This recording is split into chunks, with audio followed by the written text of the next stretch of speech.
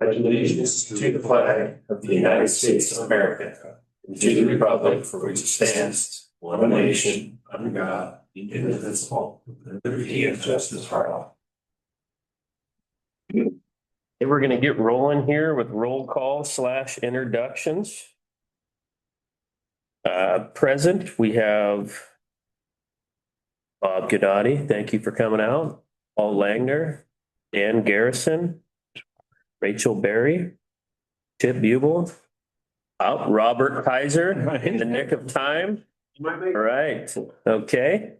Myself and Sean Clark and Guy Glenn as our presenter. Okay, getting rolling here. Thank you everyone for coming out.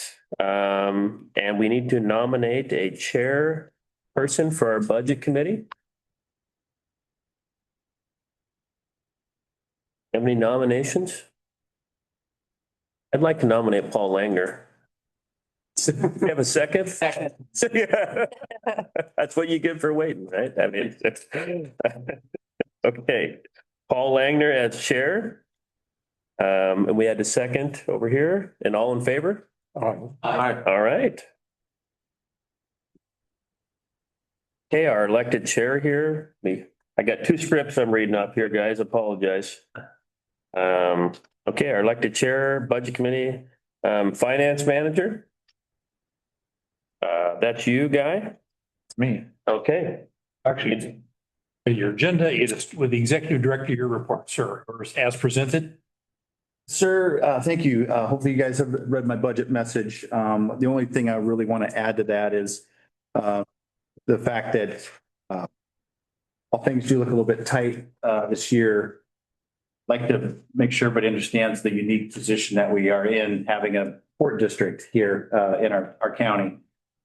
And we're poised currently to do some really good things. And some may think that we might be a little bit heavy on staff, but that was been my goal, is to be ready for whatever came down our way. And we're still anxiously anticipating some dominoes to fall. So, we've got the Columbia Commerce Center right adjacent to our airport. We've got the rezone that's looking hopefully good on the Port Westward site for additional acreage up there.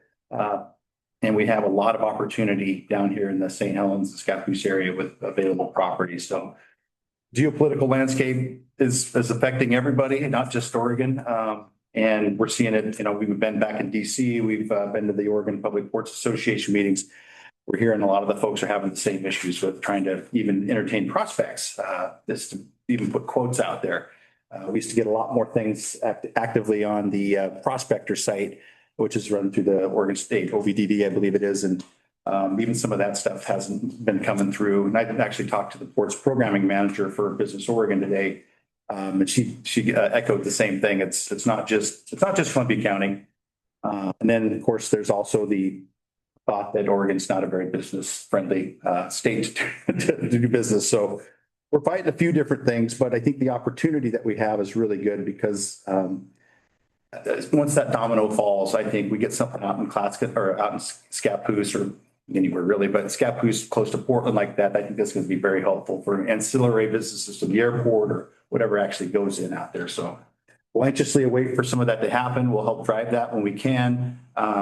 Without Columbia Economic Team here anymore, we'll be fielding a lot of these requests for proposals and things, even if they don't involve port properties. And we'll gladly do that with the idea of just helping the county out in the region. So I don't anticipate things to continue, but that's my optimism. And I know we have a few more years left in the current administration. I'm not sure if that's also affecting. I think things were happening negatively before this administration as far as movement on economic things. So again, the optimist in me has us poised, ready for whatever comes our way. And that's what we're anxiously awaiting. So, and actually trying to see. So bear with us. And Rachel made it. Thank you. If we don't use this presenter table. Yeah, you can sit right here if you don't mind. We can move it or move it. We could squeeze. Yeah, we could scrub. We're here. That's why it's always important to RSV. We appreciate you coming. And that's really all I had. I want to just let Guy get into it because we need to get into the meat of this stuff here, so. Right, well, this is a big day for the budget, of course, and this is, this is the proposed budget that staff is putting out for the budget committee to review and provide any feedback on, and then approve either today or if we need an additional meeting on Tuesday. And then that approved budget will go before the commission in June for adoption after the public hearing and all that process. So I've got a slideshow. Sam's getting that up on the screen. And this doesn't necessarily follow the budget format that's printed. I'm just going to go through some the background and other things to kind of get everyone prepared. And then I encourage you to ask any questions during the slideshow, and that we don't have to wait till after. Just interrupt me or raise your hand, whatever, and try to address those questions or any discussion you all want to have. And so, next slide.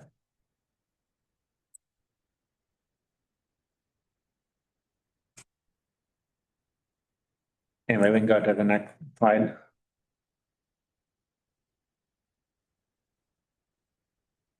And this is kind of what I just went over. Where March we did the 5-year capital budget, kind of projecting out further than possibly in past years, looking at how projects are lined up in the future and how we need to prepare for those. April, we worked on the operating budget. And then today is the budget committee, and June will be the public hearing and adoption. So our goal today is approval of the budget or an additional budget committee meeting on May 6th if more discussion is needed. Next slide. And so what's a budget for? I mean, this is basic stuff. Robert could probably tell us how with all of his experiences in public service, but we're trying to avoid the sandbars and the edges of the channel and trying to prioritize and keep going in the right direction. So strategic direction and priorities and things like that. So next slide. And I'm going to review the strategic business plan. Again, we did this back in March, or I think in March at the commission meeting, but just for all the budget committee members, this is the strategic business plan done in 2024. And this is the finance section of that plan. And the goal is to support the financial performance of the port and port business lines through regular monitoring and coordination. There's a couple of different strategies here. One would be maintaining a financial reserve policy as approved by the port, maintaining an operating reserve to ensure operating revenues will cover project operating and maintenance expenditures. Next slide. Again, this next strategy would prepare long-term capital projections. That's what we did back in March and talked about that. Based on public need, assess need, government mandates, public safety, tenant customer needs, and positive cash flow to the port. Next slide. Next strategy is to continue to develop an ongoing comprehensive financing plan for prudent utilization and leverage of the port's assets and capacity. And then provide for a diverse and stable stream of operating revenues generated through ongoing investment. Next slide. So, and out of those strategies, there's a couple different goals that were developed as part of that plan. First goal is develop and maintain a capital improvement plan that lists projects, gives planning level costs and estimates for capital projects. So we can talk about that a little bit today. Again, that was in our capital budget back in March that we discussed the commission. Second goal is to promote Port Westward as a prime industrial site capable of supporting energy and bulk commodities, transshipment, including rail and barge to ship transfers between inland ports and Pacific Rim destinations. Sam, did you advance it to go again? I didn't mention. All three, maintain Scappoose Airport and Scappoose Bay Marina as key assets to meet market demand and improve revenue streams. Next slide. Goal 4, modernize and continue to develop existing port assets that lead to economic resiliency and the port's capacity to carry out its mission of economic development.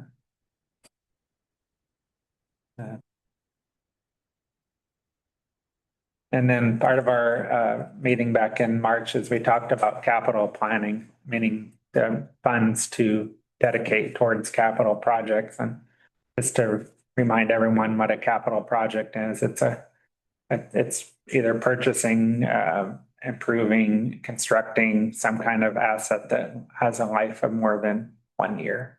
And so that cost would be depreciated out over the whatever timeline is determined for that asset.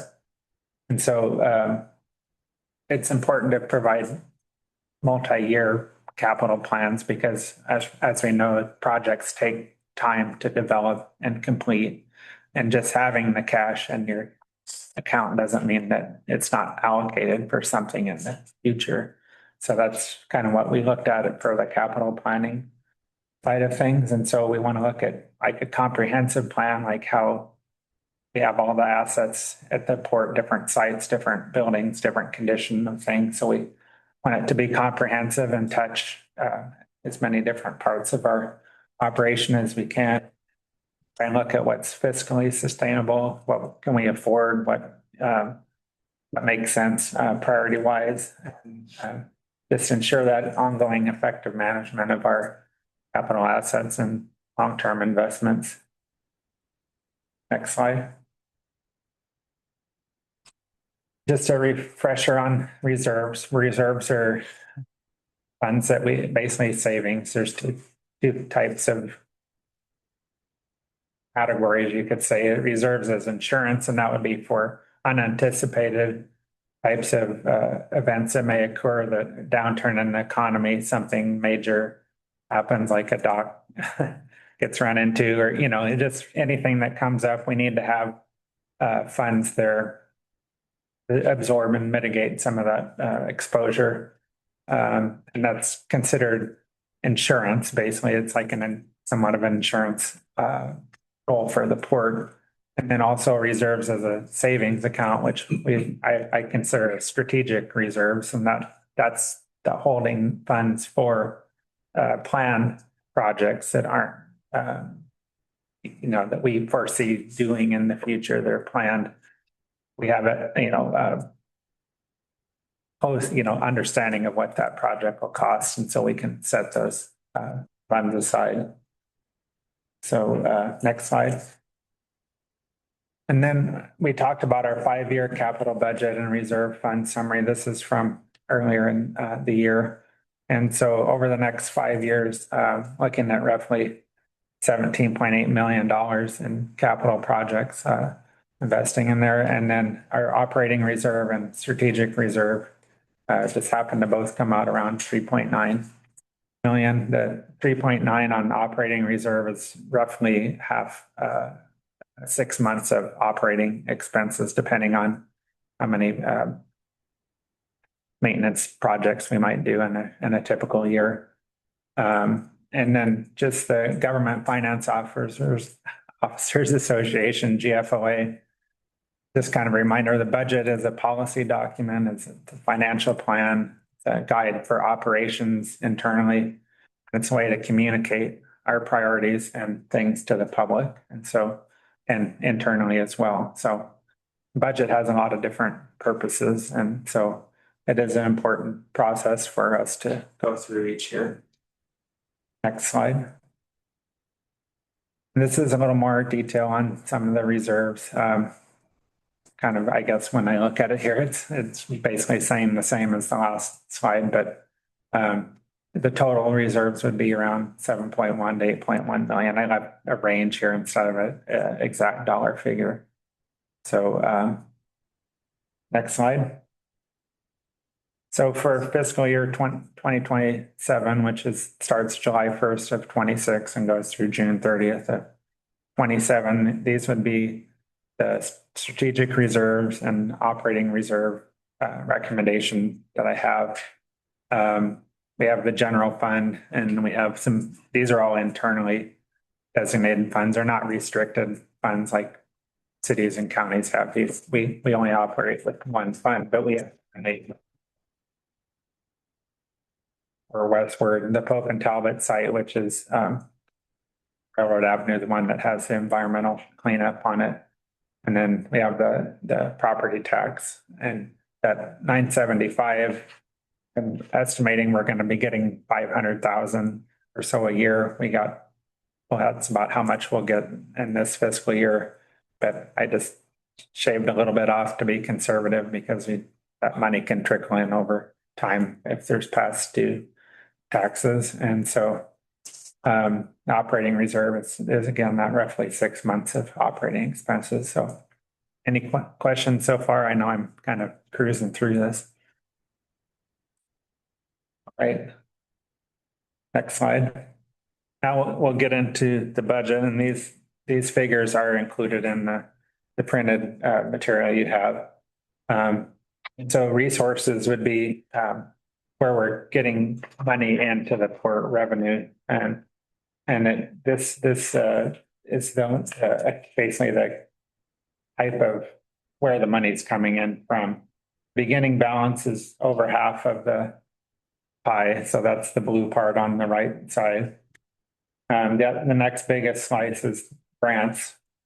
Are anticipating quite a large amount of grants between the FAA grant and Connect Oregon grant. I'll go through those in a minute here. And then there's the other fees, rents and reimbursements would be the next biggest category, but you can see there's, several different slices there. And this again is in your printed materials, but any questions on this? All right, Sam, next slide.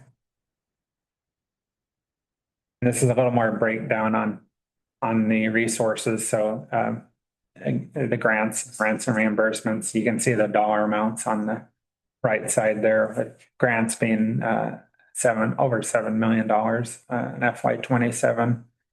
And then it just goes on down the line. And again, these are budget amounts, estimates, and go from there, but give you a minute to look at that. So, Guy, the property taxes on there is 500,000, yet in the strategic reserve, that's strategic reserve recommendation was 975.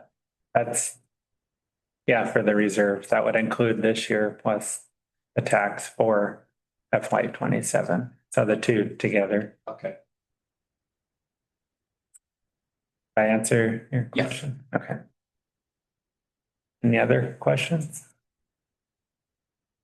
All right, next slide.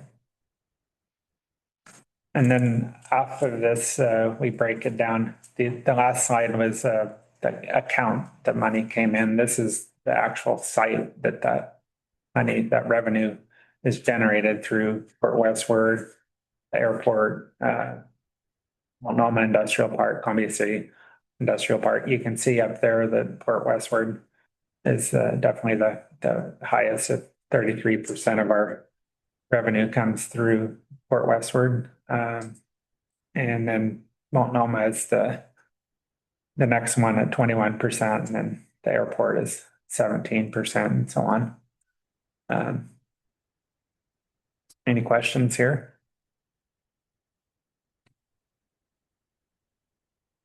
All right, next slide. So this is a little detail on our grant funding that we're budgeting for. The Connect Oregon grant is at the Port Westward Beaver Dock. It's phase 1 of the seismic project, and that's a $2.7 million grant. And then moving down, the majority of our grant funds are from the airport and FAA and ODAV. The east side pavement, phase one design, it's 93,257. The runway rehab phase three construction is 4,076,873. Then we move down to ODAV and they make up the difference. How much is the percentage on ODAV versus we pay 1 or 2%? Typically 1%. Yeah, so I mean, it's ODAV covers the difference between what FAA covers and then what we cover from our cash. So it's amazing that's funding source for the airport. So we'll get those two ODAV grants as well, the 2,800 and 147 too. Questions on this? All right, next slide. And now we move from revenue coming in, and these are requirements. So these would be where the uses of funds would go. And so the contingency is basically anything that we're not spending on operations or capital projects. It would be made up of the reserves and any additional funds that we have. And so in terms of the top slices on here, materials and services, capital outlay and personnel services.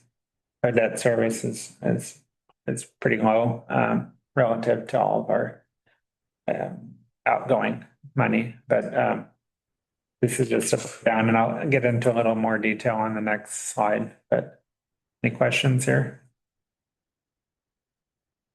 All right, next slide. And this is the expenditures by department. So this takes those expenditures that we saw before and breaks them down into the department that they're used by. So you can see the different spots there and where it goes to. And facilities and property management, that includes a lot of the maintenance projects as well. So it's not like it's not all salaries or anything like that. It's actual maintenance and repairs and things that aren't capital projects, just ongoing maintenance of our facilities. And then just the various other things include other expenses too, besides personnel costs. So I can get into more detail, and it also listed in the budget as to where those amounts are coming from. Questions? All right, next slide. And this is a little drilling down a little bit into our personnel services. Our budget includes funding for 19 full-time staff. Provides a cost of living adjustment, a COLA, a range of 2.8 to 3%. The CPI numbers seem to be going up with the recent, increases in the oil prices and stuff. But of course, the CPI we use is without the that will catch up. Sorry, I won't get into too much detail, but I imagine that 6 months or 12 months down the road, we might be a little higher than that. But this is the number we're using for budgeting, and that's what we would start new personnel compensation at July 1st. And that would be the one-time increase for the next 12 months.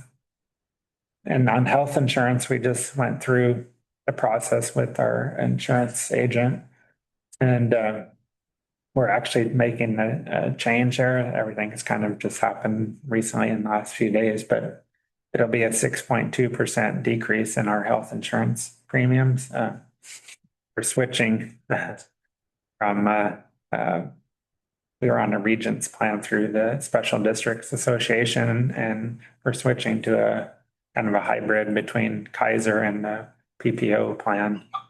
And so employees will have a choice to go with Kaiser or the PPO plan. And so that's First time we've seen this number go down in, I don't know how many years, but it's. I was actually amazed at how you did that on that. Mine for my office on that, mine went up 47.8% on that.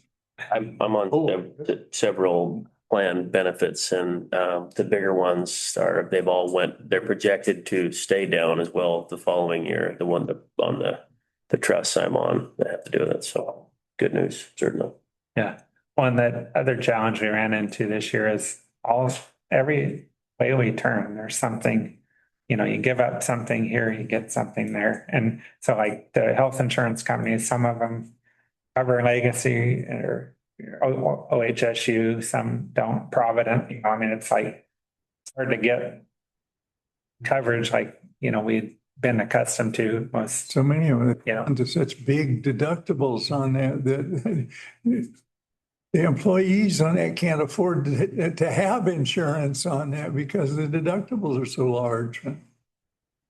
Yeah, and so we really try to do a good job for our staff, and it's a very important benefit for us to maintain and retain staff, and having a benefit for the families and everything is really a huge thing for our staff, and so we want to do everything we can to make it reasonable for the court, and also take care of staff. So along with that, although we're doing the 6.2% decrease, we are planning on putting another 500 into our VEBA accounts for each employee. Right now it's $1,000 a year, so it'd be $500 in June and December. So we're going to up that to $750 each time, and that will be a nice benefit for our employees too, because you can carry that VEBA with you from year to year, or if you change jobs or whatever, that's employees benefit for sure. And then we have we're continuing with our health reimbursement arrangement, which is HRA, that allows us to have a little bit higher deductible on our health insurance, and then the port basically self-insures that higher deductible portion. And we only pay out when an employee submits a request through a third-party processing company. They review all the medical stuff and determine whether it's eligible for reimbursement or not. We get an email and then we put it in the employees included with their paycheck. So it's a good way to mitigate some of the higher costs for if you had a lower deductible plan. So I learned about that when I was 2012 or 13, Port of Seattle was doing it. And it's a really, I think it's a great way to go, because we don't let go of the money until it actually is needed by the employee. And so the employees still maintain that $500 deductible, and we cover the difference between the higher deductible plan. And on average, our costs, we're saving money in a nutshell by doing it that way. Any questions on that? Hopefully I don't get too much in the weeds, but it's something where we really care a lot about, and so put a lot of thought into it. Questions? No? Okay, next slide. Some more detail on the materials and services part of this costs. On insurance, I budgeted for a 12% increase over 2026, and that's what our insurance SDIS recommended as well. And yeah, that's another one that is a challenge, is just between liability insurance and just the rising cost to replace assets that are costing more to replace. I mean, that has to keep up. And so that's a very significant dollar amount, but it just continues to increase. We did increase our deductible, I think 2 years ago on our insurance, property insurance, just because it did mitigate some of the increasing premium. So on repairs and maintenance, just looking at comparing to our FY26 budget, which is this year, that amount is about almost 30% less, but it's 123% higher than FY25. So I think we're just depending on what projects we're working on. Think okay? We're good. We're good. Just because our repairs and maintenance budget can vary from year to year, so that's why you might see that fluctuation from 25 to 26. Registration dues, fees and travel. I know this has been something we've looked at closely as well.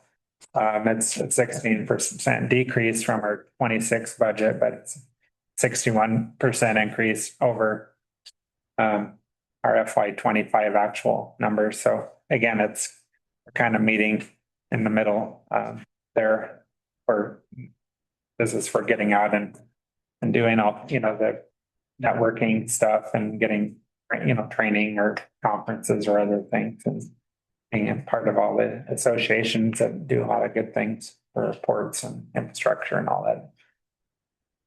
So our FY 27 expenses are actually 196,000 less than our FY 26 budget. But we have 4.8 million in revenue, more than our 26 budget, and a lot of that is due to grants. And that there's kind of some offsetting parts in the budget there. So probably confuse you more than anything, but any questions on this? The budgeting for the repairs and maintenance on that caught my attention. It was up quite a bit on that, and it seemed to be in two different areas. And I sort of would like assurance that it's not multi-year capital projects. No, the capital projects are pulled out of the materials and maintenance, repairs and maintenance, excuse me. Yeah. So, any other questions? All right, next slide. And so now just looking at the capital, moving into the capital side of the budget. This is capital assets added by site. And this starts in fiscal year 2011 and goes through fiscal year 2025. And so you can look and see that there's been over $40 million in capital investing in our capital assets. And you can look at which sites those have been put in, with the Port Westford being the top one, and then the airport, roughly $1 million. $9 million, excuse me, $10 million. And then Multnomah, those are the three biggest slices of the pie. That's kind of interesting to look at where we prioritize projects and where we could potentially prioritize more or less, depending on, the direction the commission provides. Next slide. So now I'll get into a little more detail on the capital projects themselves. This is the first page of the capital projects. And in the budget, it's all on one page, but I couldn't make it big enough to put on one slide. So Columbia City, we'll start at the top. That's the Clearwater dock files in phase one. We're budgeting 250,000. That project, there would be additional phases in the next 2 to 3 years. Again, if you have any questions on these, just break in right when we're talking here. So we don't have anything planned at Nolte. Nothing planned at Milton Creek. We moved to Multnomah Industrial Park. We'll be replacing the roof on the shop building, which is the old Winner's Circle property. And it's 106,000. Then we're looking at phase one of paving around the buildings at MIP, 375,000. So a total of 481 for Multnomah Industrial Park. On Port Westward, a couple of projects here, and then I pulled out the grants, but the Beaver Dock seismic phase one, that's 2.9 million. And we have 2.7 million Connect Oregon grant. So the net forecast should be around 1.2 million. And then we're also looking at the substructure walkway that I haven't walked on it, but I've heard it's not in very good condition, so it needs to be addressed, and we're estimating 250,000 for that project. And then also, just to be conservative, we're adding a $200,000 contingency for Port Westward on there just to buffer any potential increases. Moving on to Pope and Talbot, Railroad Avenue, that's action area 1, and that's the first phase of the project. We're estimating 700,000. There's a lot of moving pieces on Pope and Talbot, so They're not coming back though, we know that. again, this is a budget. Thank you, no. This is a budget, and this very well could change very quickly over the next 12 months. So we'll just continue to monitor that. Next slide. So this will be the second page, also the last page, but you can see I put a big arrow there. Scappoose Bay Marine Park for budgeting. I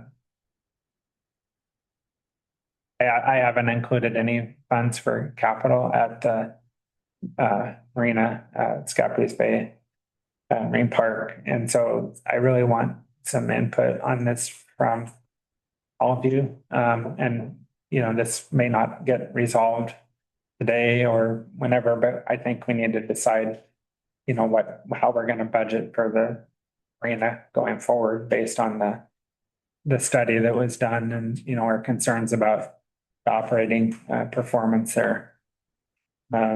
So let me just finish this if we want to talk a little bit more about that. At the airport, we've got the two big projects there with the pavement maintenance phase 1 design and then the runway rehab phase 3. And so this breaks down the cost of the projects and then the grant funding that's applicable to it. And then on the our general and admin and operations, I don't want to budget for this, but we are. We want to upgrade our accounting / CRM, customer resource management, I think it is. But our current accounting software is actually phasing out in a couple of years. They're not going to be servicing it anymore. And we also need to kind of get our technology up to speed with all the new things that can happen now. And it'll ultimately make us a lot more efficient and a lot more relevant for the community, because there'll be a lot more electronic options and other types of reports that we can provide. And I think will be a lot better system, but it's a significant investment and time to do a conversion. I don't know. You know, I'm sure some of you have been through it, but I've been through it a couple of times in bank, not in charge of it, but I mean, it's like you have to prepare, get all your information organized up front, and then you have to convert everything and get it on the other side, and then training. And we're not just replacing what we have, we're adding more capability, more capacity to what we can do. So I know this is a big dollar amount on there, but we're going to have to retain a consulting firm to help us with it, because we can't take on all the day-to-day management that we do, plus get this new system up and running. So Just a quick note, I spoke to the Port of Vancouver CEO in DC, and they're doing the same thing, but theirs is 3+ million. So big organization, probably a lot more modules and things that they're trying to interface with. But yeah, everybody's feeling the same pinch of getting rid of Great Plains, and they're moving into Business Central, which I'm looking at, but we're not sure which way we're going to go yet. And question, after that initial investment, what does the ongoing subscription fee look like? That's a really good question. And it's expensive. You know, and it depends on what we get and but you consider the efficiencies that come from it, and, you know, looking at it long term, it could put us in a lot better position. So, And we haven't decided which direction specifically, so. and I think too, you kind of get what you pay for in some respects. So I mean, it might cost a little more, but if it's positions support better in the future, we definitely need to consider that. So very good question. Yeah. Does the, first of all, I've been through this twice, so like I will be praying for y'all. Yeah. Does the 250 cover the software and the cost of the consultant, or is that just one part of that? Then it would probably cover we don't have real super costs on this yet, but it would cover the part that we do in FY 27. Okay. Probably the planning, the implementation, but not like the full operating cost that would probably come in FY 28. So So you expect that to be kind of a similar line on future years? this is a capital cost, so we'll spread this out over years, but the actual subscription fee or whatever called, that will be part of the operating budget.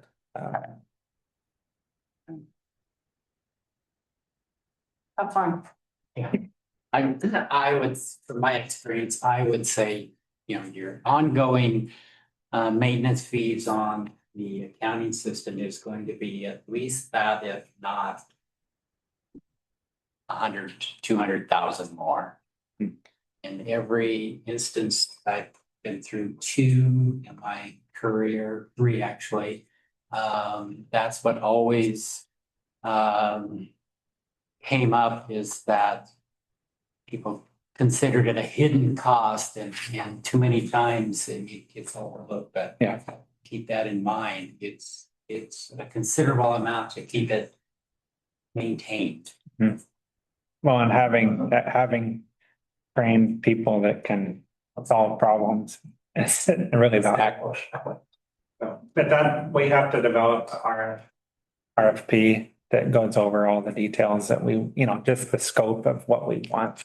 And part of that can be evaluation criteria, of course, can be the annual cost. So What is the lifespan of a program like this? I know that's a very broad question, but like, what are we looking here? Like, how long do we make it on upgrade like this? one difference is Great Plains, we actually own the software, and then Bob, you can correct me if I'm wrong, but and then we pay an annual service fee for the help from Encore Services, a third party. So we own the program, we paid for it up front. On these new programs in the cloud, it's like you don't buy it. You're just like, it's like a lease almost, Yeah, I guess my question is if the company is no longer available to service it, I guess, that would be the issue, right? If no one's around. Yeah, I think, and I'm not an expert on this, but I think the whole thing has changed because when programs like this came out initially, like you bought the program. Okay. Now it's like the program is constantly evolving in the cloud and they're doing all the updates there. So it's like, it's pretty much like never outdated. Okay. Kept up to date. So. Dan? What I'm seeing in the software right now on that is not a good trend. On that, they're really wanting to load the stuff up with a lot of AI that's expensive and unproven. And it's not a good time to be swapping software. It's so much of it is experimental on that it's pretty scary. We used to think 8 to 10 years was the life of a product. But Yep, that's about right. Thank you. Yeah, good words of caution. It's overwhelming for me to try and think about doing it. That's why I really want help, because it's just too much otherwise. So anyway, the real key is getting the right consultant on it to help with that initial setup on it, because what somebody, I always want to pick on some of the consultants on that, but what they see that we're doing from their desk in Washington DC is not what you're doing on that in Columbia City. On that, so they program for the wrong thing on, and so you end up trying to patch it. A lot of Band-Aids in it A sometimes. lot of Band-Aids, yeah. We'll put a committee together for our accounting CRM transition. We'll make you chair. No, don't do that to me. So, no, I really, I hear you 100%. I mean, there's a lot to it. So, especially with technology, like you say, with AI, because I mean, you hear all the benefits of it, but there's also like And then you. learning curve. Stag. Yeah. So, yeah, it'll be something that we have to evolve with and hopefully benefit from long term. So, and let me see. We can go to the next slide. This is just a similar depiction of the different sites and the amount of funding that's going to each site. And if, depending on whether you want me to get through this presentation and then talk about the marina, or if you want to talk about it now, I'll leave that up to you. But, and one thing I told Eric Paul had a question yesterday about the marina, and just so you're clear, and we all know about the study and the concerns on the performance, but for me, from a budgeting perspective, all I did for the budget was I increased the mortgage rates by 30%, which is kind of a rough approximation of where the study came in terms of where our rates were to market, depending on what kind of mortgage it was. But I didn't change anything else. I know there's a couple different alternatives being looked at now. One with the privatization, partial or full, or however that works out. But I did, for budgeting, I don't have enough detail to like, I'd be shooting in the dark on it. And so, and I think we really need to look at the bigger picture as to, because depending on what we do, if there's going to be a implementation like 6 months, even a year or more for something to a transition period of time. And so Guy, is this a good break point for you to do that? Or do you want to try to roll the rest of it in? Is the rest more boilerplate? We can talk marina. Yeah, you want to go through it and then. So let's finish this presentation and then we'll designate the latter part of the meeting on the marina. Okay, great. Yep. All right, next slide. We're almost done anyway. That's fine. The debt service for the year, and these are the different loans we have. Not planning any new loans, but these are the different ones we have with Oregon Aero and the building that Fort, I guess, bought. Well, Bob knows more about this, but Multnomah, Rain Shadow, another Multnomah. And then there's the airport water and sewer in the hangar building. And the terms I used on the hangar building are the current amortization terms. This may change over the next year. Well, but I'm going with the current fee, which is higher than maybe it was when we initially started this loan. So this is kind of a material amount, the 1.9 million starting balance, and then the payments are you don't see the payments on here, but they're large payments. But again, that's going to be worked out in the near future here. It may be different than what this, but I'm going with the current terms we have now. So just wanted to disclose that. Any questions on this? All right, next slide. Next and last slide. So just the summary here. We started out by reviewing the strategic business plan and the different goals and priorities there. I went over the reserve funds for 26, 27 that I'm recommending. The resources, the grant funding requirements, capital budget and debt service. So that's just a kind of a quick recap of what we went over today. And just wanted to mention that we do have the second meeting notice. So we need that second meeting to discuss anything more like the marina or whatever. I don't want the marina to hold up the budget process because we obviously need to approve the budget so that we can continue on the budget cycle.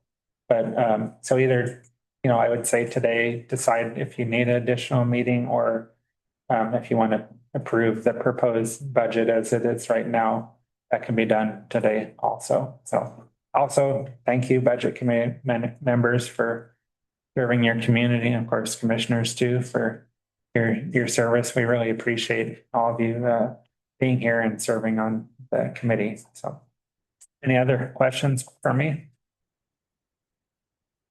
I've got one question for our council. What is the trigger for next in terms of the repayment and then the going on to the other?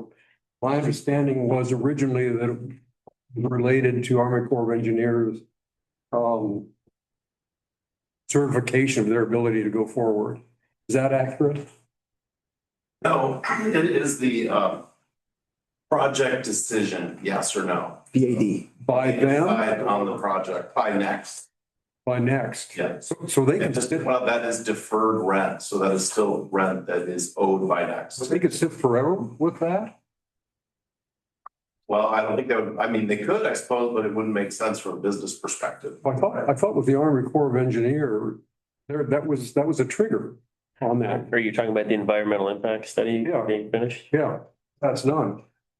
They had to do the decision to proceed or whatever they call that, Yeah, it's the. to do anything, so. Yeah, Project. I mean, that should be released, I would assume, within a month. We've been hoping that for about 5 years. Yeah. Yeah, well, if they had all the hearings Yeah. and all that, it's done. I would assume they're gonna have something out soon. They're expecting a record of decision, they say summer, fall. So that's the timeline. That could be in the next budget cycle potentially. Right. But then if that's not the trigger for them,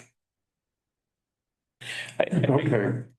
I'd like to see, well, I think that PAD comes about 6 hours after the court decision, don't you? I would assume so, but I would think So, yeah, I would. We want to have Okay. discussion. No, I'm sorry. Yeah, if you're. But I mean, that's a significant source of income or basically money that we Yeah. don't have, so, and haven't had. So, We can discussion revolving around Marina. I can start it off if you want, kind of. Or would you just highlight us first? Yeah, absolutely. So, I don't know, I don't know how many people are aware, but we've been in light discussion about, privatization of the marina. We don't have anything quite in hand yet on that. We're hoping to hear, I'm probably more ambitious than Guy is on it. I'm, hoping here in the next coming, months or month, hopefully to have something drafted. But agreed with Guy on it will take time for the changeover. There's a lot of unforeseen there. So we are diligently working through that. Hopefully sooner than later, we have our staff back around now to help out with that. And so we're kind of a little bit in a back and forth with proposals and making sure it kind of works for both parties. That being said, we don't have an agreement with said person business yet to manager, I should say. So I personally think we're going to have to move forward as if this deal is not on the table and go from there, because it could evaporate on us. So when we can't obviously be planning on something that is not, I am have a positive outlook on it, but again, it's not in hand. So I have been on the Marina Advisory Committee and have gone through it. My concerns that I sent to Guy yesterday and to Sean. A year ago, this Port Commission was informed they're losing $540,000 a year at the marina, $45,000 a month, $1,500 a day. Every day that nothing happens, the money has continued to go away. So if we know that there's something certain, if there's a certain that we're going to get to this, and there's no certainties, that's the thing. If there was a date certain, I think you could probably go forward without plugging the budget number in and trying to move forward with it. But is it going to be 1 July, 1 September, 1 November? Nobody knows. You are going to have to carry some forward, some kind of number forward into your budget. And I mean, I would look at that. I would assume, I'm hoping that the staff is already looking at the two proposals, basically a contingency plan. Plan one, does it happen? Then where we make our adjustments, or plan two, it's not going to happen. We're going to go forward. How do we climb out of this? One of the things you talked about is your rental fees, I think, went up 30%. Does that apply to leases also? Another? It's just for mortgage. Just for mortgage. Wouldn't be for the launch or Yeah. RV park. Which we just adjusted those recently, so they should be about on par. Just Okay. It's about a $75,000 increase with 30%. So it's That closes the gap to about $470,000. You know, without looking at the other costs of personnel and staffing and maintenance and everything else. Do you have a quick and, so the question probably is there a quick and dirty number, what it takes to get through the summer? Thinking that maybe by September, October, you would have a number, and then plug that number into the budget, and then perhaps come back for a supplemental budget hearing once the commission knows, yes, this is going to happen, or no, it's not going to happen. yeah, we can do whatever needs to be done. I don't want you to drop pencil on a lot of things. There's a lot of moving pieces. There's a lot of grant work that's moving forward. I don't want to lose that. But in the same situation, it's unconscionable to sit there and say, well, we're just going to keep going forward and hemorrhage another $540,000. I do temper that with one thing. The marina has always been a loss. It's a loss leader right there, but it is an important part of our community. And so it goes back to the commission is how much are you prepared to lose each year? Because, and it's a fair figure I think it's a fair thing to ask. But I think 540,000 is a wee. Yeah. And go ahead if you guys I talk. just want to say, I mean, I was waiting for the opportunity because you initially talked about capital, but I'm more concerned about the report. I saw that there's more than 4 FTEs built into that thing. It was about 4.25. Well, one thing I want to say about that before we get too far on it is it's not an apples to apples comparison with a private operator versus the port, because a lot of our work that goes into it is for the capital improvements there, the grants, the marina committee meetings, all of the project management. And so we have to keep that in mind, that it's, there's definitely efficiencies that can be done on our side. But if we're going to continue to do projects, that's going to take staff time. It's significant staff time. So I think we've shown that that's not really our forte. I mean, I'm not going to support a budget that just washes by that after we've learned about it. You showed a budget with 19 FTEs in it. 4 point some of them are charged to the marina. If we could decide to continue to operate the marina, it's unfair that it's being charged so much to me. I mean, it's hard for me to believe it's 25% of your time, and 25% of your time is built to, I think it was. I can't remember. Yeah, like that. When we did analyze, it was not 25%. I think it was 15%. But there are 13 of the 19 FTE, 13 of them have ties into the marina. So there's versions of that. I couldn't agree more, and I think I was the ones that pointed it out. It's very rough, and I'm not saying they're incorrect. It's just when you don't have a designated personnel to the marina, these percentages, it's so hard to track because different salaries, different.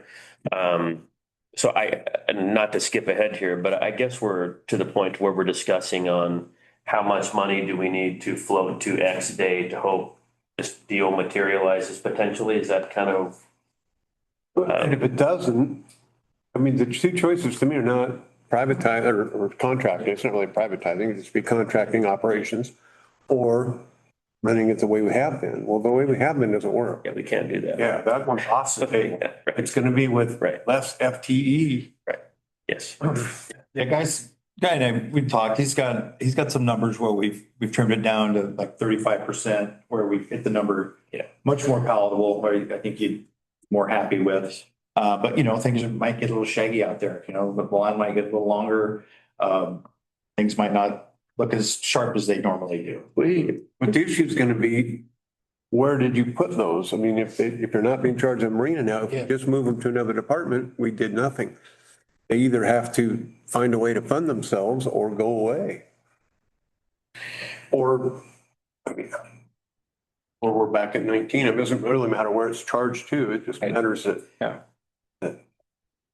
One thing I had considered when all this came up is, because I've studied quite a few ports over the years, and for recreational things, like you mentioned, obviously they don't have positive cash flow.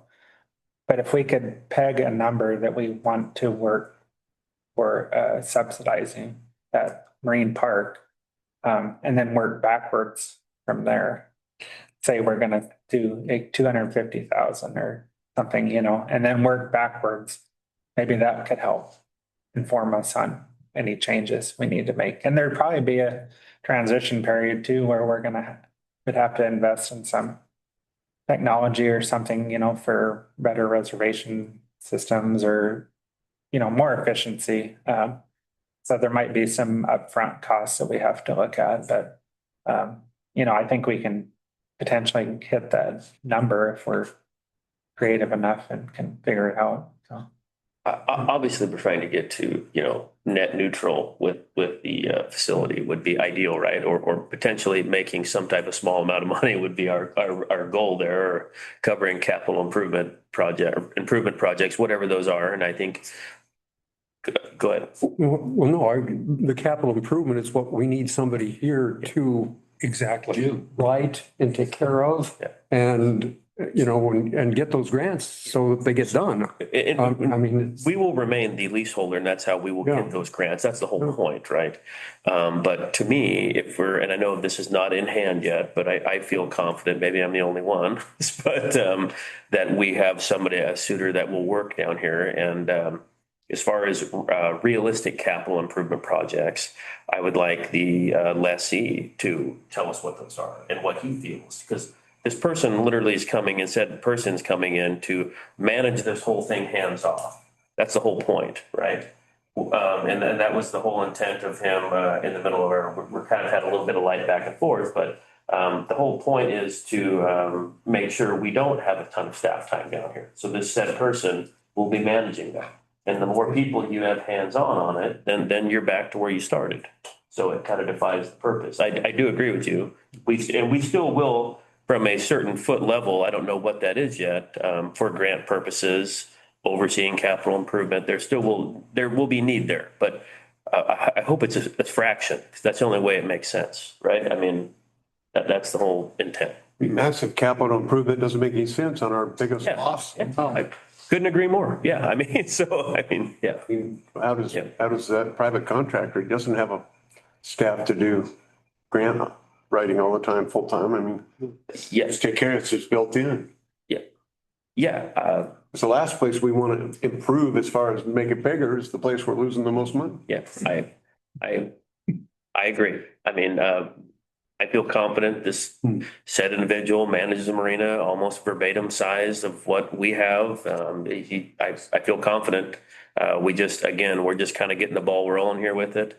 And as cautiously optimistic as I am, we just can't bank on that. So we have to come up with, a safe number moving forward for this budget. So that's the intent here. I was hoping we could put enough money in the contingency for that, and then that would take budget action to move it wherever when we're done, whether it's back into personnel because we don't contract it out, or whether it's into another project because we do.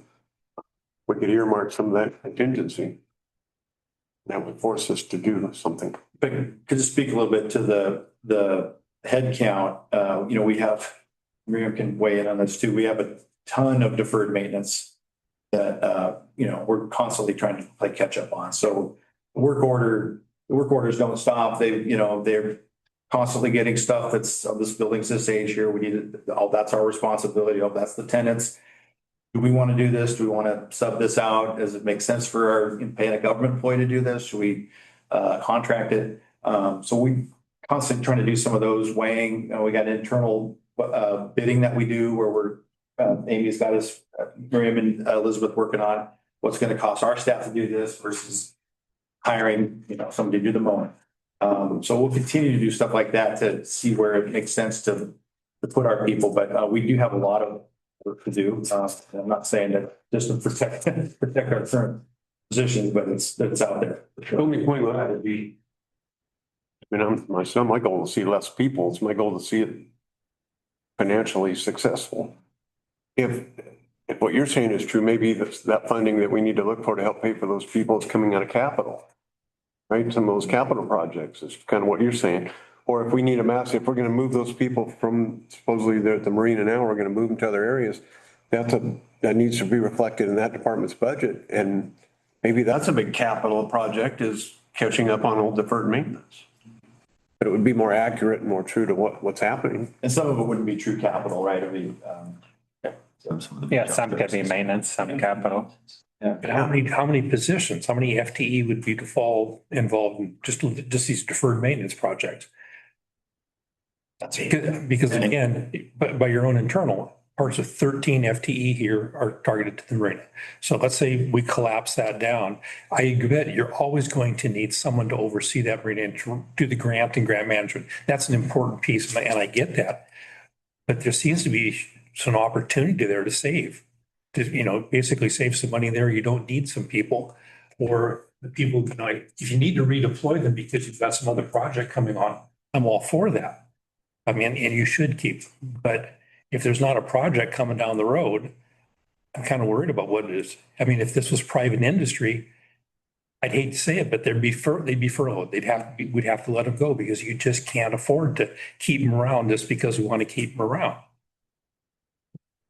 And that's why I'm looking at it. My lens is that way. I mean, I think for the budget hearing, Commissioner Kaiser brings up a good point. You put it in a contingency.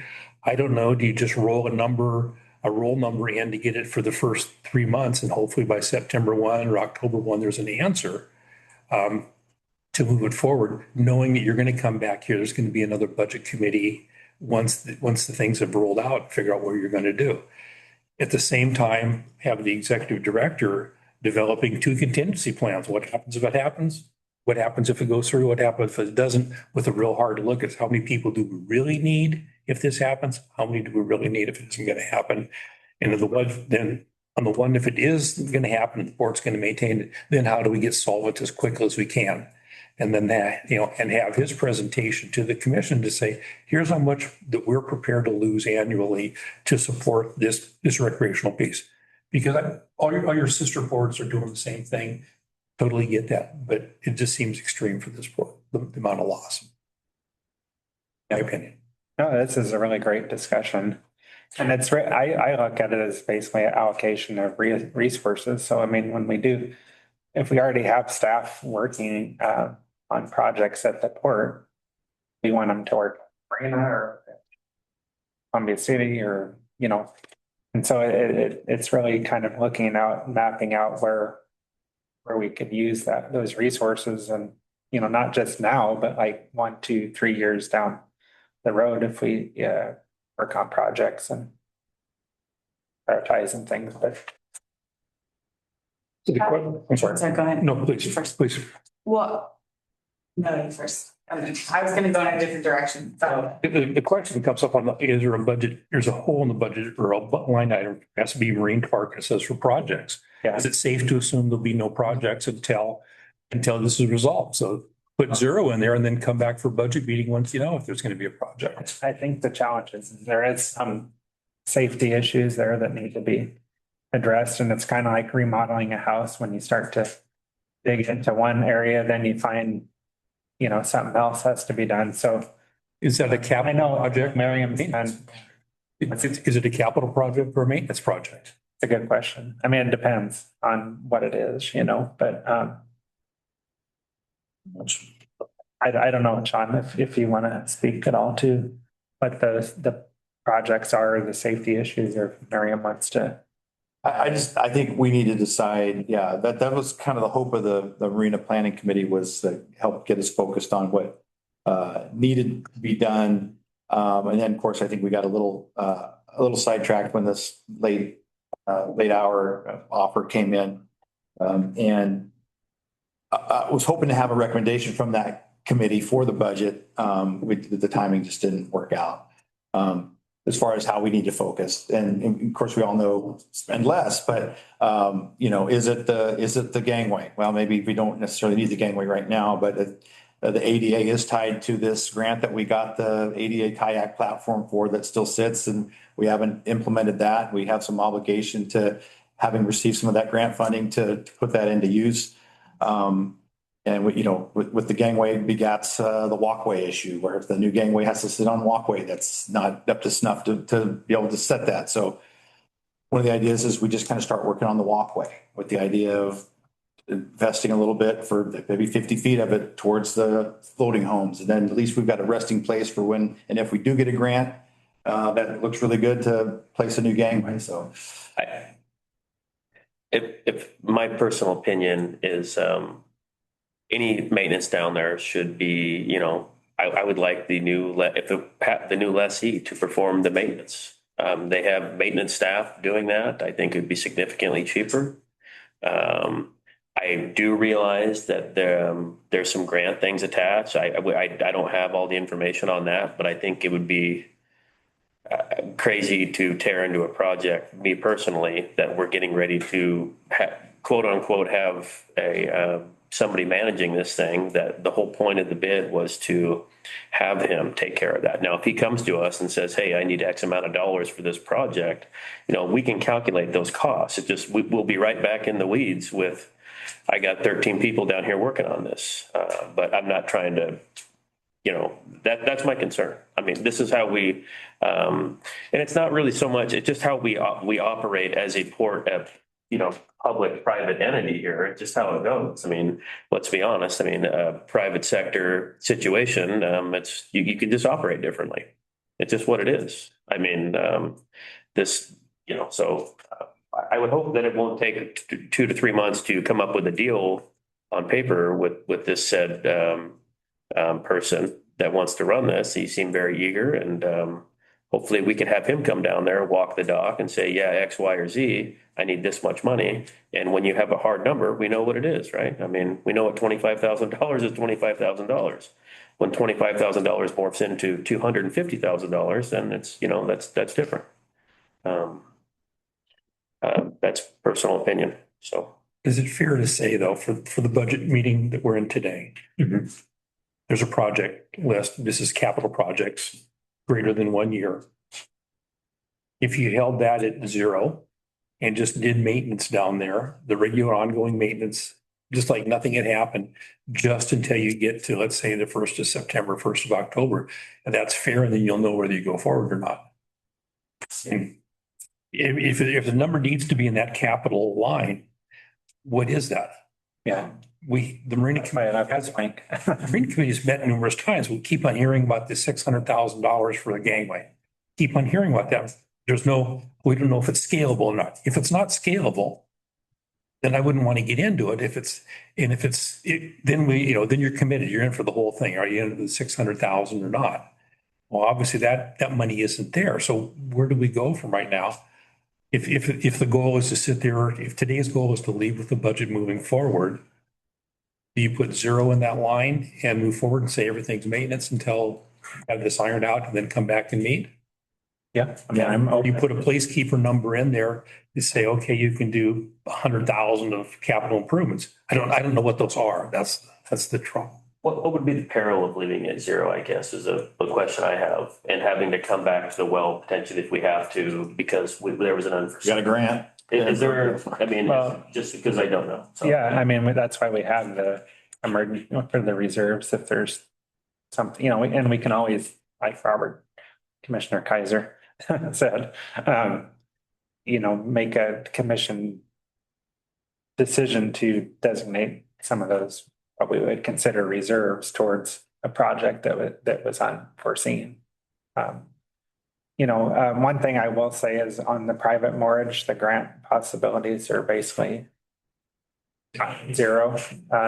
So it'd be like on the boat launch or facilities that are open to the public that aren't privately secured. And so, most of this funding is going to be coming out of our port cash, as opposed to grant funds. So that,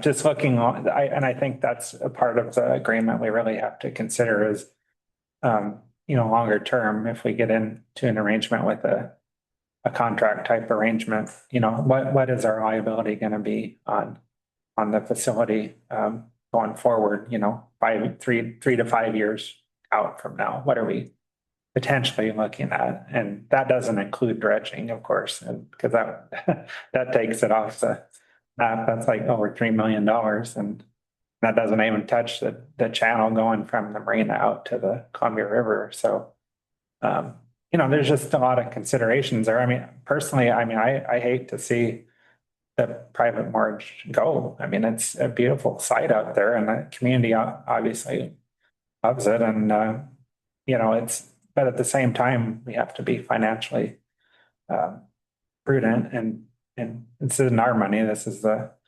taxpayers' money, or the community, however you want to look at it, public funds. And so, just being responsible that way is. But there's a difference between, you almost sound like we're selling it. A private operator, I don't know how he's even going to know the difference. Well, I'm just saying on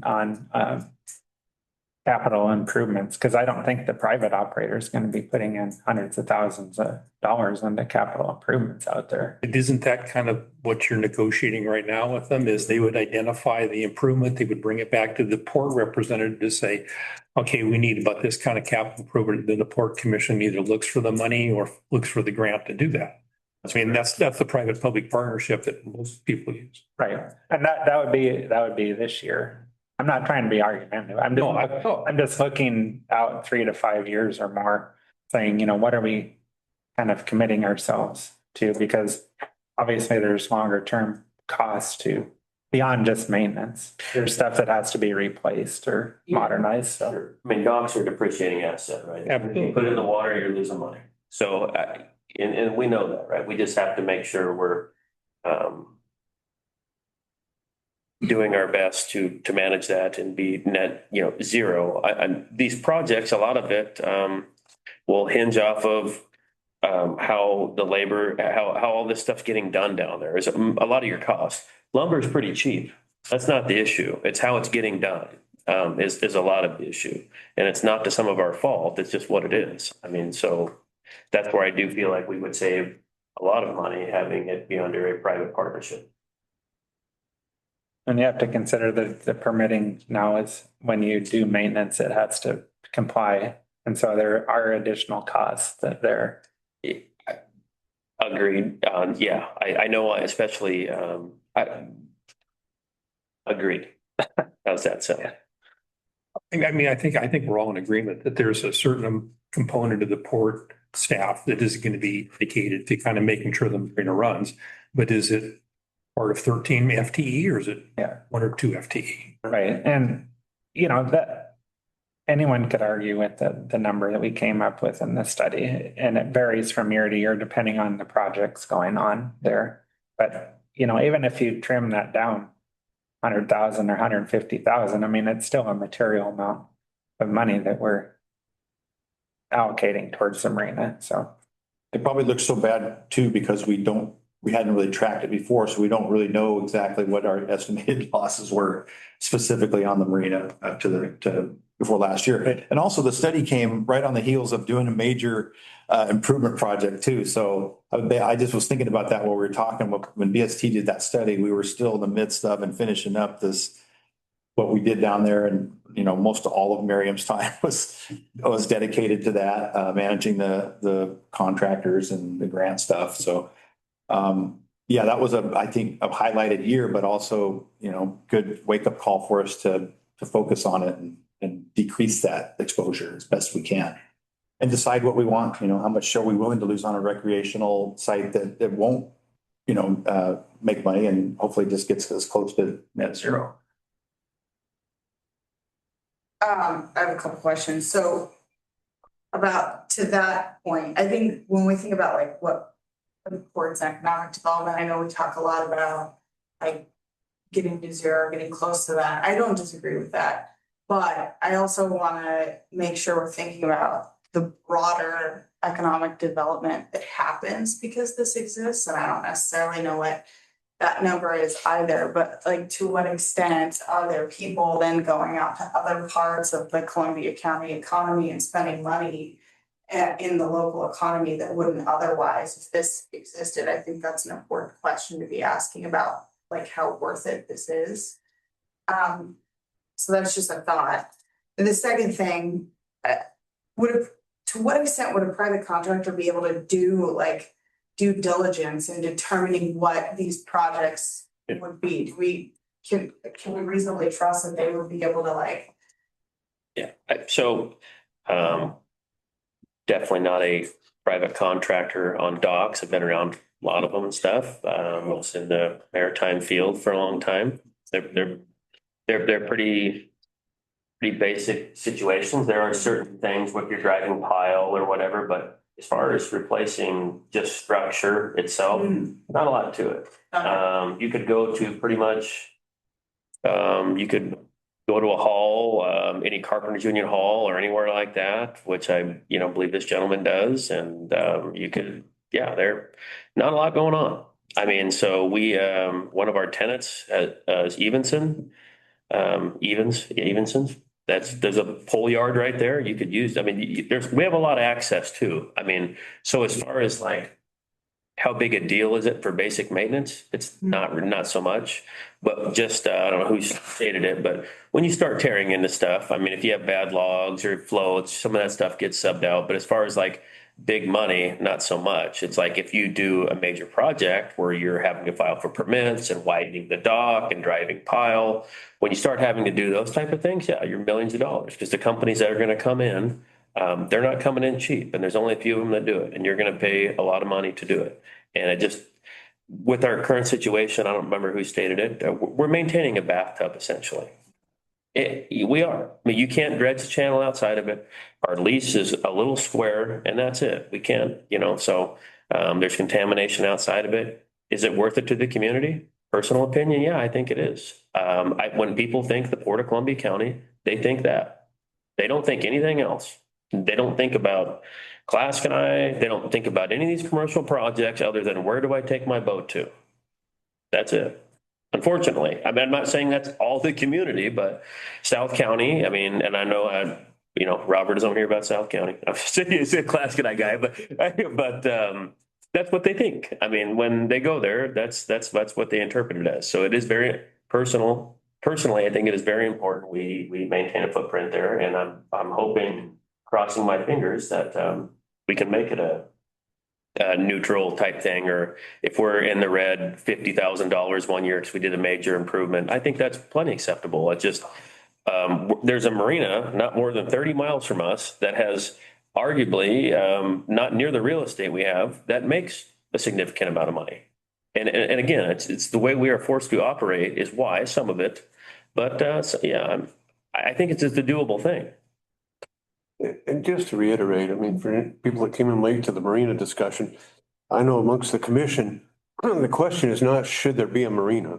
We absolutely, I think, are committed to maintaining what we have. I'm not sure we can grow it much. We wanted to be able to dredge it. And I think the commission has finally decided that that's completely off the table. There's not a chance to be able to get enough money to do it. But we'd like to maintain everything else that's out there. The question just is the best way to do it. I don't think anybody wants to close it or.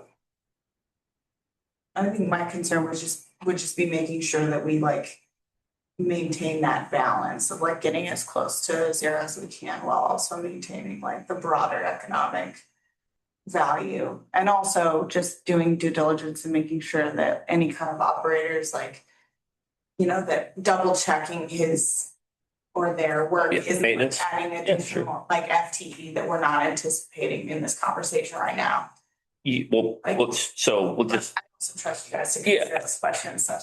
think about it like if let's say you own two marinas. We're losing a fair amount of money down there. We've already went on the weeds of that, but you could literally pay a maintenance guy on staff to just maintenance the docks, and somebody knows what they're doing, and there's lots of them out there. You could literally pay whoever $100,000 a year and you'd have a hard fixed number. It just, the issue becomes when you're paying 13 different people, and it's just because of how that's the issue, right? Like when you know you're paying $100,000 to Paul, you know you spend $100,000 on Paul. It's just, you know, when you're paying X amount of different people, it's really hard to, you get lost in the weeds with that. I would like to acknowledge to your point, I believe that the kayaking thing is a very positive thing for Columbia County, is growing and is going to keep growing and has a great economic and positive influence on the county. So that is important. Robert, to your point too, Senator Merkley has a Discover Oregon thing that he hands out to constituents, that you can go to every county and go to these sites. For Columbia County, it's a drone video or an image of our marina with kayaks in the water. So that's the picture for Columbia County. And I don't know how many people have been down there. It is tailor-made for kayaking down there. It is perfect. There's no current. It's pretty sheltered. It's a great spot for it. So I think that's the future for that is headed that way. So back to, Thanks, you guys. for the discussion of the day, do we feel comfortable, do we want to hold this at 0 for the capital projects, or do you want to put a placekeeper number in there? If you put 0 in there, and I guess the other discussion would be, is there a supplemental budget committee once if any details work out, an agreement is made? I'd have to check on the regulation, ORS, for what would be trigger for that, but. The number, dollar amount, maybe. Yeah. Well, that, those 10%. Under ORS 294, if it is more than 10% of the fund, then you got to come back through the committee. If it's not, it can go straight to the commission. that's what we got them for right there, guys. 94. I try to make him look good, you know. Would you have a recommendation at all, Guy, for a number, or, I mean?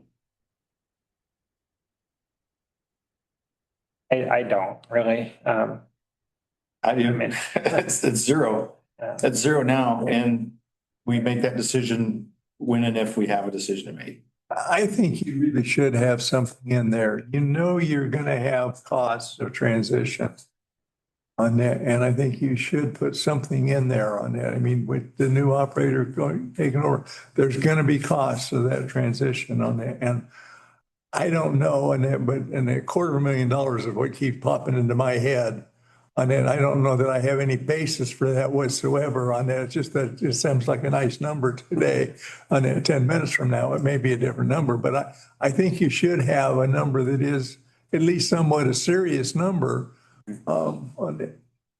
yeah, and I think the difference is that we have the staff budget already in place as is. So the question would be, do we want to put anything in the capital budget? And for that, I think it would probably be better to come back and have a discussion about what that project is and like how much, like if Nick has the gentleman look at the facility and, you know, come up with a number, and we have our numbers, and, you know, everybody gets together and finds out, you know, what we're going to do in the next 12 to 24 months, then I think it would be good to kind of wait and have that information before we put a number in the capital budget. Otherwise, it's just kind of like, you know, are we going to be $100,000 over budget, or, you know, we don't know. But anyway, I mean, Again, I think your presentation to the public on that needs to disclose that you think something's gonna happen. And that you put a 0 in there on that. To me, when the public's reading that budget, they say, oh, nothing's going on there. But we know something's going on that. So we put $1 in. maybe $1 on that is sufficient to put the public on notice that something's happening. But I think it can be perceived that it's a deception of the public not putting anything in there. I mean, maybe like even 100,000 or something in the capital budget. I have no idea what the number should be, but I think there should be something there. We need to make. I would. Put 150. Let's support 100. Yeah. 100,000. All in favor? Aye. Any other changes to the, So if you put the 100,000 in there, it would increase the capital projects to 4 million. So where do you make the adjustment in the capital? other side? Yeah. Can you run those numbers and then we can pass a budget? Well, it would just add. Excuse me, we'll go. That we just add addition, Just add then it. clean it up. Okay. Is there, I'm wondering this, sir, is there like a particular amount we need to spend on capital by a particular timeline in order to stay eligible for any sort of like grant funding, or is that a concern we've got right now for this? Not that I'm aware of. With the Marion. Is there anything we need to spend, like, do we have We're any good. grants that we've gotten where we need to like spend a certain amount of money and do a certain amount of projects to maintain eligibility? Because for our grants, we have to, we still maintain ownership, so those are not at risk. And Okay. we have one, the Recreation Ready Travel Area Grant in process, but that's specifically for helping, it's a planning grant for ADA accessibility. So there, as we retain. And so Guy, you've kept all the staffing levels consistent moving forward, and then you assumed 30% increase in mortgage out there? I'm comfortable with that. I think that's forward looking and wonderful. And then to add that little bit of capital improvement until you have an agreement and conversations are continuing with the concessionaire.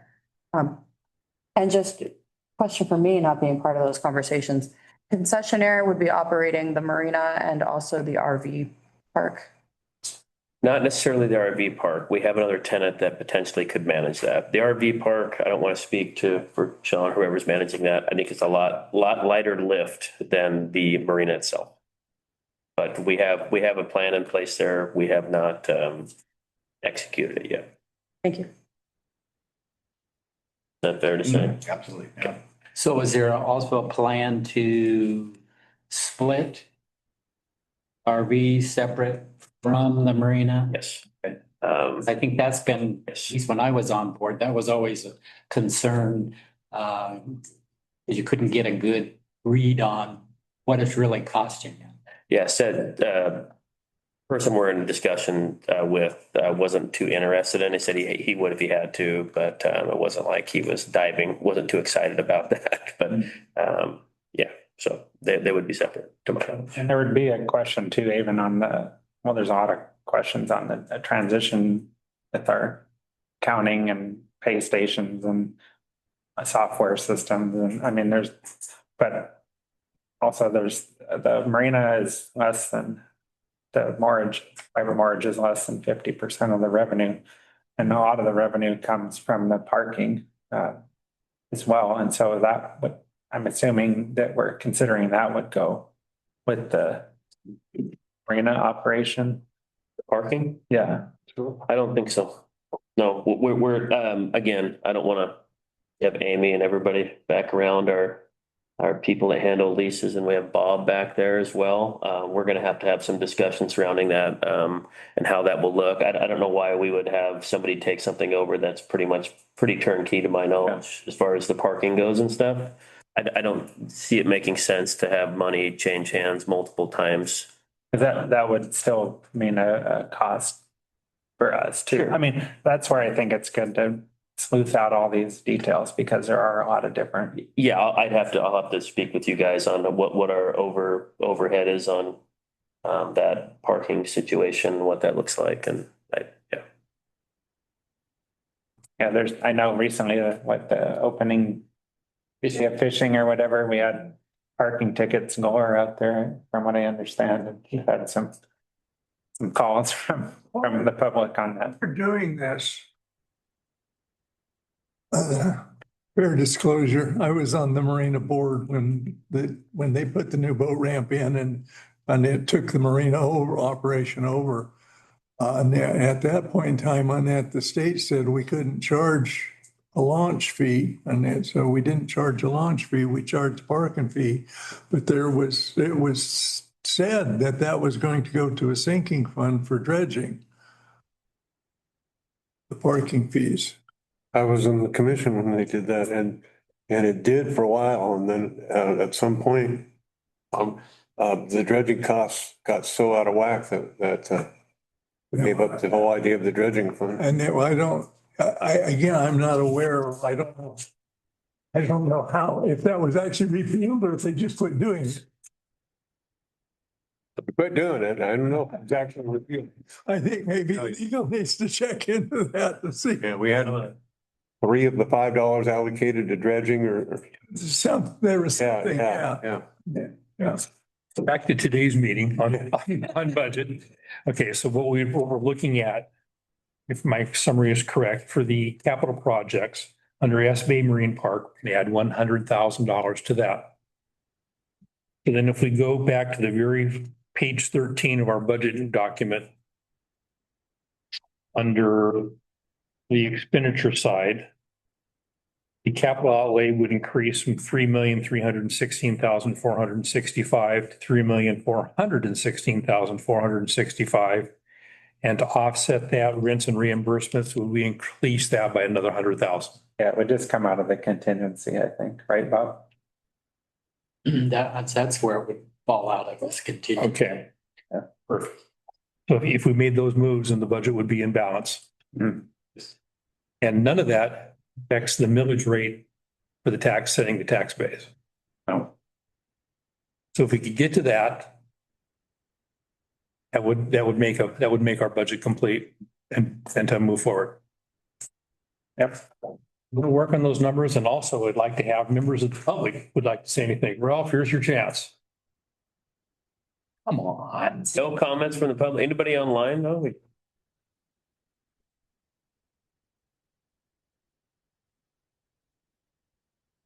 Okay.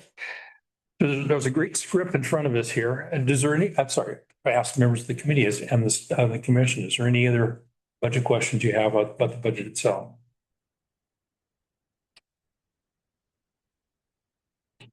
I would say, Mr. Langer, that the review of the marina has talked amongst the commission about taking a look as we move through this fiscal year, each of the departments and see how our staffing is allocated and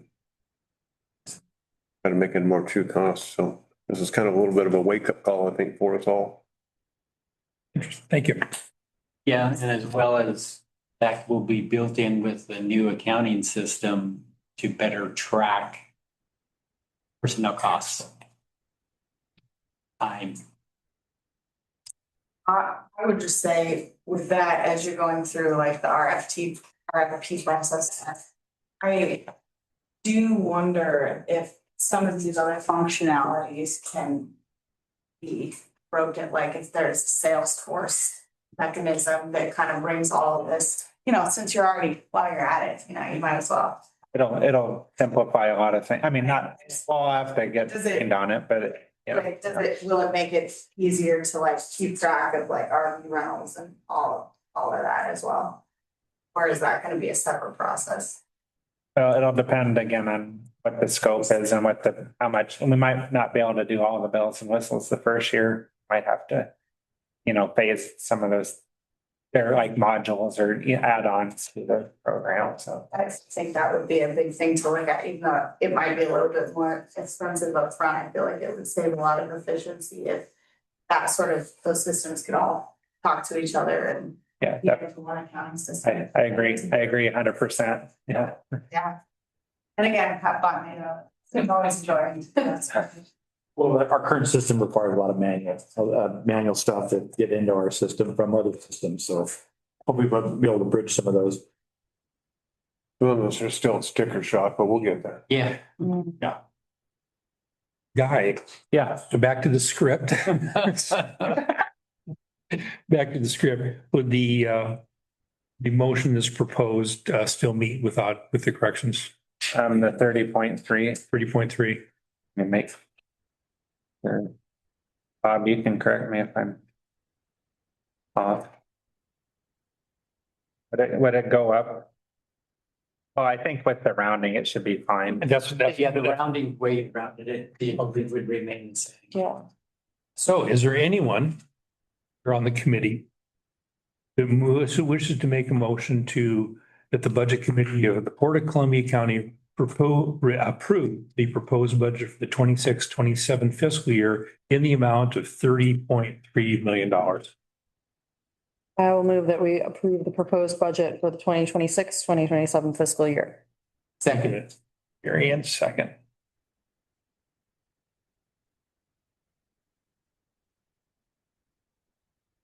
Thank you very much. All those in favor?